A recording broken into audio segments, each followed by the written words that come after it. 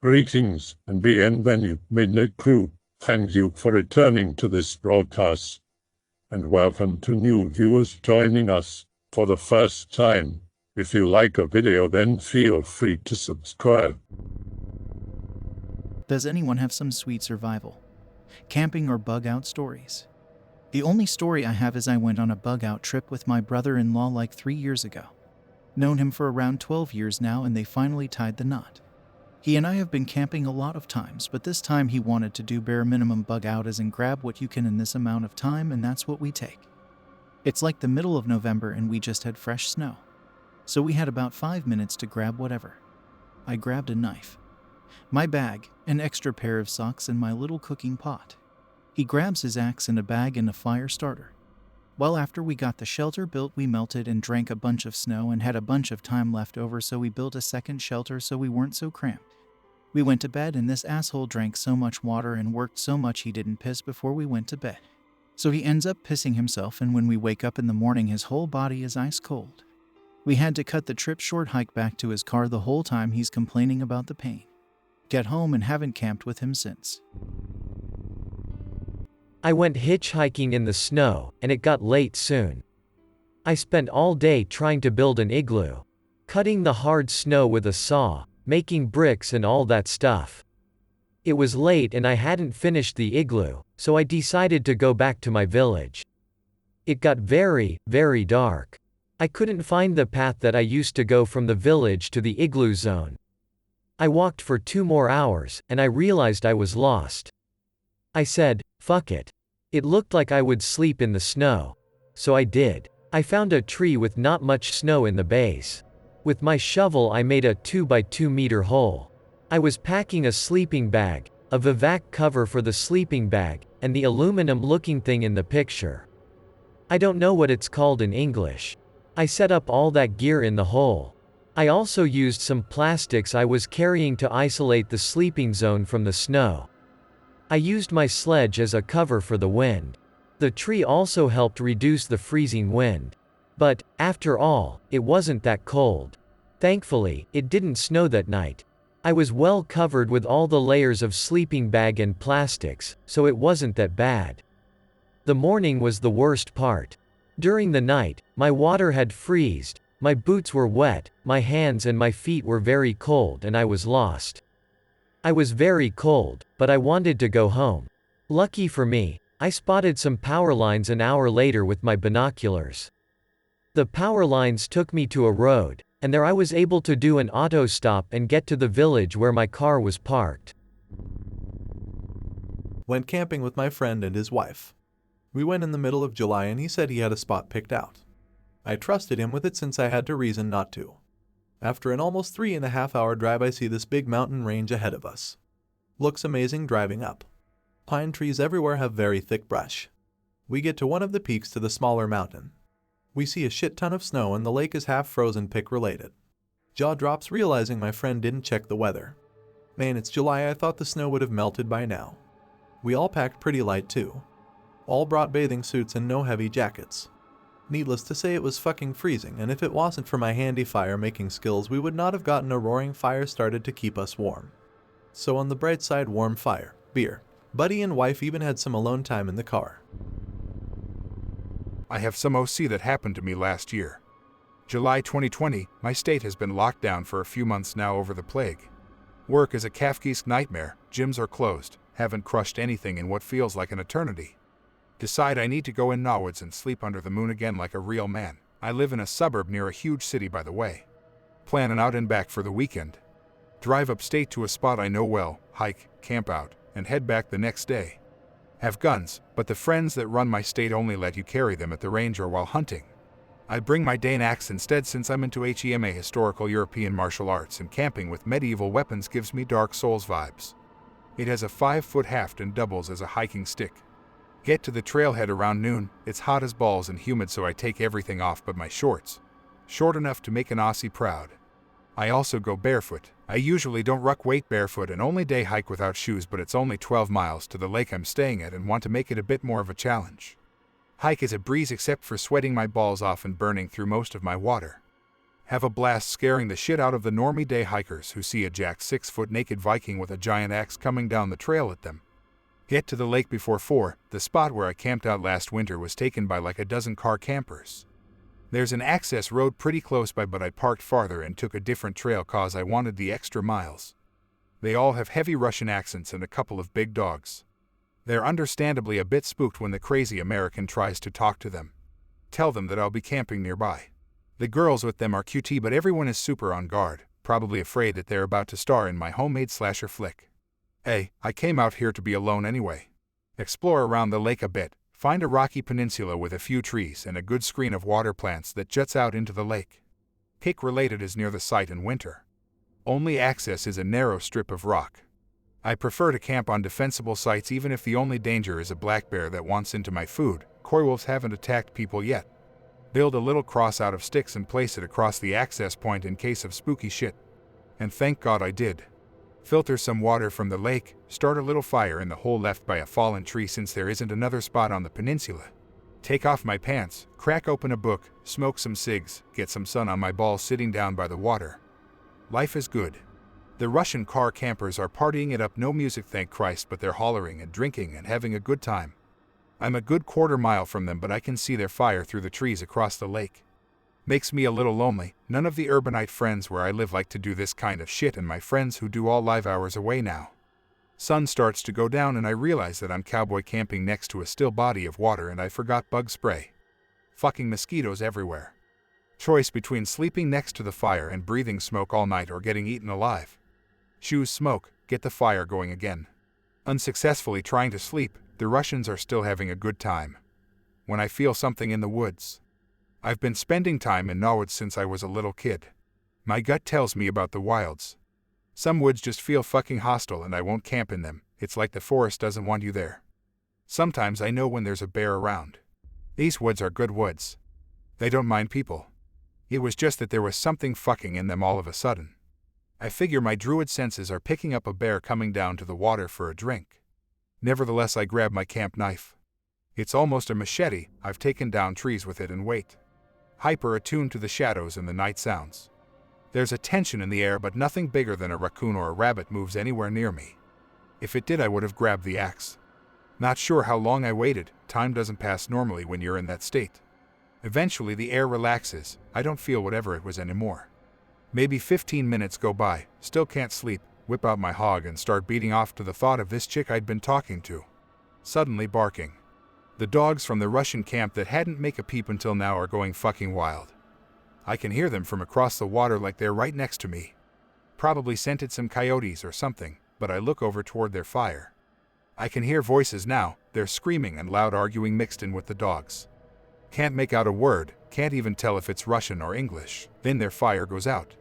It just fucking goes out.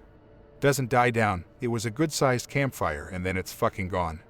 Like a goddamn candle got blown out. They just keep screaming and yelling, dogs still raising hell. I never get spooked camping alone, but I'm fucking spooked now. Flashlights come on, they bob around, and then they disappear. One of them flags my sight and I instinctively hit the deck. Eventually the yelling and barking stops.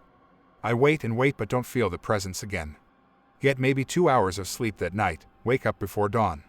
Remember thinking that the moon hanging over the water in the pre-dawn sky is one of the most beautiful things I've ever seen.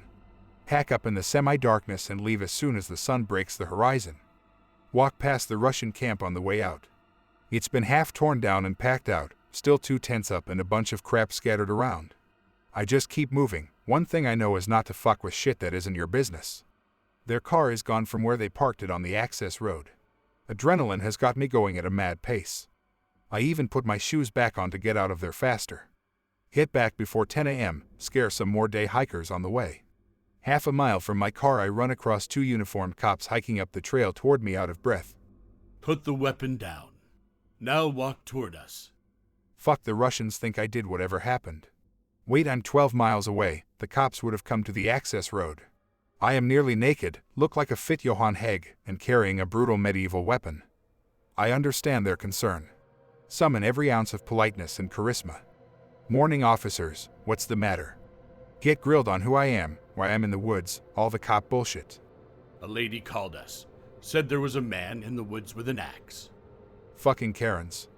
Is having an axe in the woods illegal? The cops give each other a look. There's been some weird shit going on around here, okay? People in here getting up to no good. Glad I brought it with me then. Why do you have that thing anyway? Explain the medieval warrior shit and say it makes me feel better if I ran into a bear. The cops think it's kinda cool. One asks if he can give it a swing. Sweet, I think you could take a bear with this. Sorry you had to come all the way out here, officers. No, it's a nice change from sitting in the car. Have a good day and on. Get back to my car, zoom off down the mountain roads chain smoking cigs. Stop at the first fast food place I find and eat 3 double bacon cheeseburgers and drink 2 large coffees. Damn, it feels good to be alive. Sorry there's no big climax or encounter with the fucking devils or anything, but I feel like I lucked out. Those Ruskies probably had a hell of a story to tell though, probably still think I was at fault, huh? A few months ago, be bored from work. Decide to take off for the weekend and go camping.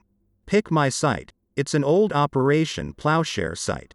The particulars are that this site was used as a test site for fracking using a nuclear weapon. Went about as well as could be expected. The pocket that was created was too glassy, didn't have near the fracturing they had hoped for, and all the natural gas they extracted was radioactive and unsafe for use. Note: this was during the time when radium paint was available to the public, so it had to be really bad to be unsafe. Get set up. A big fuck-off thunderstorm rolls through. Snug as a bug in my tent. The next day it rains off and on. I go wandering and hunt down a turkey for dinner because I scored tags for bow season. The next morning, walking about checking out the area some. Find a rock. Rock more or less calls out to me because it looks weird, and doesn't fit the geology of the area. I take it home with me as I pack up and GTFO before another big fuck-off thunderstorm starts. A few weeks later happen to mention the rock offhand. End up having to surrender the rock to the archaeologist at work. She then ends up having to surrender the rock to a Department of Energy goon squad that just happened to show up, and we all get frisked with radiation detectors. Everyone, even the rock, is actually less radioactive than the floor tiles, so it becomes a moot point. Doe keeps the rock though. Fucking Doe. Pretty sure the rock was silica carbide, which would make sense if they were using it as a media blast particle for the Plowshare site, so it technically is an archaeological artifact. Pick related. Went camping with friends. Actually, I had just met them all in real life for the first or second time at an abandoned facility. Normally it is pretty popular with the Instagram crowd, but there were 2 feet of snow at the peak, so traffic had been much more limited. Finally fall asleep in the bitter cold and had an awful dream that something forced me to climb the tallest tower and jump off of it. I hit the pavement right where somebody actually did splatter years ago. I wake up, and I'm actually looking right at that spot, as it's just out of the door from where I was sleeping. 3 a.m. sharp. Witching hour, great. Realize the dude who was also camping in that room is awake. Sea lights hitting stuff out there, a car is on its way up. Hit the Baofeng, headlights, headlights. We are sort of the picket for the rest of the group who is hunkered down in a building tucked away in the spruces. Get an immediate reply that somebody is headed over. Abundance of caution because weird people come up here, and strange shit happens, and it's basically anarchy. Get boots on, strap on rig, grab rifle. Peek around the corner, and somebody has driven a Chevrolet S10 through 2 feet of snow, and is just sitting there idling, smoking from the looks of it. Figure they're getting some nookie and don't worry about it too much, but internet friends are spooked. Apparently all of them awoke right at 3 sharp too, if they had been asleep. After like an hour the truck fucks off. Apparently it was just some guy alone, as one artist snuck around some buildings and got very close to them. I used to work for state parks. We would do spikes, which is shorthand for staying 8+ days in a location, working 16 hours a day. And the weather didn't matter one fucking bit. Camp in temperate rain forest off or on for an entire winter. Fucking pouring rain. Like I'm talking about, it feels like some asshole with a hose is personally spraying every person outside. 20 to 50 degrees most of the time. Too much salt in the air so it never snowed. The forest canopy is so thick that even the middle of the day on a cloudless day looks like mid-morning. And foggy. I can't see more than 50 to 100 meters in any given direction for weeks. Sometimes during wind storms, the redwood trees we camped underneath would sway really noticeably, and we'd hear shit that sounded like sustained explosions and rifle fire, followed by an earth-shaking thud. That was the sound of 100 feet tall trees falling within a quarter mile. Spiders the size of your fucking hand. When you move gear, they either scurry away or rear up on their legs. And I don't care if I can squash them. That shit is scary. When you look up into the canopy, gypsy moths have made webs that are the size of a small car. And it looks like some Harry Potter forest shit. Fungus literally the size of a TV's, looking like coral and all sorts of weird shit. You can hear all sorts of fauna moving around at night, often near you. I worked with someone who used to break into people's houses for a living. Went to go have a smoke and walk around the forest. It's lightly raining. Walk a bit. The headlamps barely cut through the blackness. Seeing maybe 20 feet in front of us, and our lamps are powerful. Stop at a bench. Smoke for a bit. Hear shit moving around in the bushes. Keep trying to catch it with light but never do. Me and my buddy say to each other something along the lines of, man, forests at nighttime are some shit, right? Lot of sounds and you can't see shit. Your brain fucks with you. Hear more audible movement. Me and buddy back away slowly, pointing our headlamps at the forest. Get far enough away and feel like we're fine. Walk fast back to camp, barely say a word. Get back in our tents and try to sleep. It comes easily because we're up every fucking day at 4:30 a.m. And it's about 11 p.m. Kinda laugh nervously about it the next day. The rest of the spike goes on without incident. Spooky shit happens, sure, but I can tell you as someone who worked in state parks for a long time, it's all in your head. Hang out in enough empty forests past midnight, and you get used to it. Ain't nothing out there trying to get you except your head, parasites, bacteria, and maybe a few hungry mammals. I've seen my share of weird shit in the woods where I go camping, but I might try a stalker-level loner mission and make a thread reporting on it if I can find time in and around university before 10 billion pounds of white bullshit falls out of the sky. I've hiked for several hours through 2 feet deep snow with a backpack and a rifle before. It's not something I want to do while searching for an abandoned structure that may or may not exist with no tent to stay in. I've been in an abandoned Cold War era bunker that got about as far as digging a cave with 2 hallways and a bunch of side chambers into a mountain before getting canceled, but it's just off a hiking trail in a national park and within sight of the highway. So getting caught camping there illegally with a rifle might get me in shit. Also, walking in there and finding a sleeping grizzly in one of the rooms would be bad news bears. I saw one of the jumpers up close on a hike. A buddy of mine, my younger brother, and I were hiking down from 3 Isle Lake in Kananaskis country after an overnight hike up. Some speed hiker comes running past us on his own way down. These guys do long hikes much faster than us overnighters by jogging, sprinting up and down the trail with nothing but some light clothes and a fanny pack with a tiny water bottle and some energy bars inside. You see them all the time up in that area. So this guy runs right past us and towards the one super steep part of the trail that zigzags up and around a cliff face. And we expect him to slow down and make the right angle to follow the path down.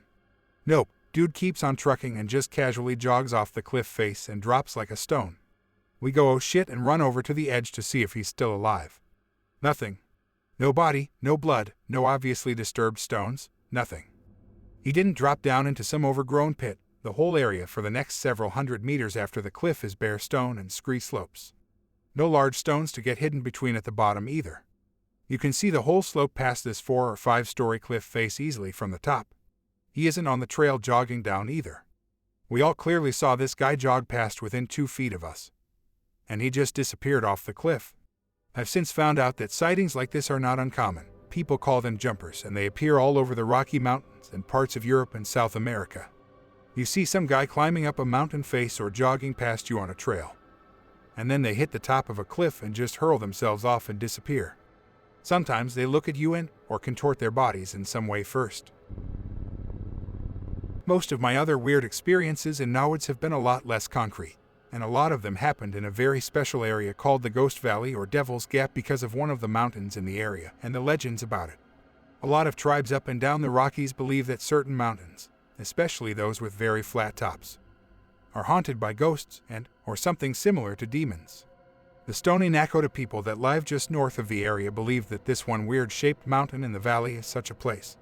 The English name for it, Devil's Head Mountain or just the Devil's Head, is a direct translation of the Stony name for it, as is the name of the Ghost River that runs through the valley. The area was an extremely good route to get up into and down out of the mountains, and has always been very good hunting grounds. I always see at least a couple deer every time I go up there. This led the Stony people and several other tribes in the foothills and mountains to fight there for control of it fairly often. Legends say that the Stony people often saw ghosts come down from the mountain in the night and pick over the valley up and down the river banks, looking for the bones of fallen warriors. When they find them, they collect as many as they can and carry them up the mountain to hide them in nooks all over the cliff faces. All of this can be found and verified elsewhere online. The whole area is now classified as a public land use zone, and you can basically camp and shoot anywhere you want in this 15 square kilometer, 597.2 square miles, area of mostly virgin forest and mountains. It's an awesome place to go in Innawoods, but people keep fucking it up by leaving loads of brass, trash, and shot-up appliances out there to the point that the province is now considering banning shooting there. I swear to God, if I catch one of you little shits dumping a washing machine or something out there, I'm shooting you in the knee. Anyways, the first experience I had out there, I was camping out with my brother several years ago and it was raining overnight. We're huddled up in the tent listening to the rain, and we hear what sounds like a woman screaming bloody murder. No, it wasn't a fox. I know what those sound like and they really aren't in the area anyways. What my brother and I both heard, though, was that every time we heard the scream it sounded like she was screaming out names for help. We would each hear the same scream, but he would hear his name and I would hear mine. Scary as hell as soon as we realized what was going on. Of course, we both knew the first rule of dealing with creepy shit in the woods is you don't answer or try to find the unseen voice in the woods calling you. We heard it for a couple hours, every 10 to 15 minutes, until the rain died down and the voice stopped. We didn't sleep much that night. I also found this giant, fat, dead tree sitting in a small clearing out there once that seemed to be one of those silent zones when I was out hiking on my own. Not a whisper of wind or the sound of a squirrel or bird as soon as I walked into the clearing. It all came back as soon as I left. I tried bringing a different buddy up there about a month later, and despite the fact I am 100% certain it was the exact same trail and there were no branches or turns I could have missed, there was no tree in the clearing when we got there. There were the same landmarks on the way up and down, the same rocks in the clearing, the same plants and the same shape. There was no tree and no disturbance to show where it was just a month earlier. Creeped me the fuck out. Everything else I've found out there that seemed creepy was probably just fuckwits. Suck as random stick symbols tied together with grass hanging from a couple trees. Idiot kids trying to recreate the Blair Witch Project or some shit. I want to climb the Devil's Head at some point, but it's a pretty difficult climb from what I've read online. I crested Mount Jellicoe once, still have the scars on my ass where I slipped on the scree slope coming down. And I've been hiking in these areas for half my life. But I'm often short on time either from work or uni. I want to make sure I don't screw it up by rushing it and get my stupid ass crippled or something. I hope that you enjoyed tonight's broadcast. If you enjoyed tonight's story, then please subscribe to the channel as more Greentext will appear daily. A new broadcast will appear when the clock strikes midnight Central Time.